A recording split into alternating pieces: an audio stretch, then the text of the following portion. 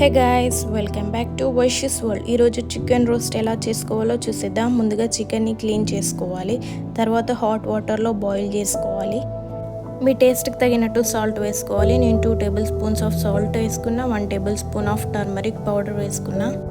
తర్వాత మిరియాలు వేసుకోవాలి, దాల్చిన చెక్క వేసుకోవాలి, తర్వాత లవంగాలు వేసుకోవాలి.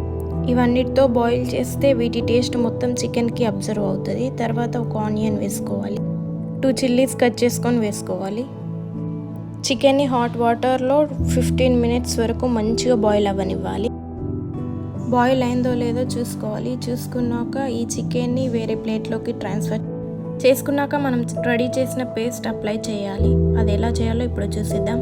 ముందుగా ఒక బౌల్లో జింజర్ గార్లిక్ పేస్ట్ వేసుకోవాలి. తర్వాత చికెన్ మసాలా వేసుకోవాలి. మీ టేస్ట్ని బట్టి మసాలా యాడ్ చేసుకోండి. తర్వాత చికెన్ మంచి కలర్ రావడానికి ఫుడ్ కలర్ యాడ్ చేసుకోవాలి.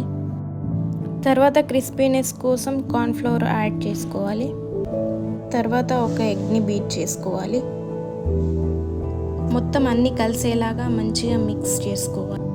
మళ్ళీ ఒక టేబుల్ స్పూన్ ఆఫ్ సాల్ట్ వేసుకోవాలి. తర్వాత 2 table spoons of chilli powder వేసుకోవాలి. మంచిగా మిక్స్ అయ్యాక కాజూస్ని పౌడర్ చేసుకొని వేసుకోవాలి. ముందుగా మనం రెడీ చేసుకున్న పేస్ట్ని మొత్తం చికెన్కి అప్లై చేయాలి. నీట్గా లోపల పైన కింద మన ఫింగర్ టిప్స్తోని అప్లై చేసుకోవాలి. ఎంత బాగా అప్లై చేస్తే చికెన్కి అంత బాగా పట్టుకుంటుంది. తర్వాత ఫ్రీజర్లో అయినా ఐస్ క్యూబ్స్లో అయినా 15 మినిట్స్ మ్యాగ్నేట్ చేయాలి.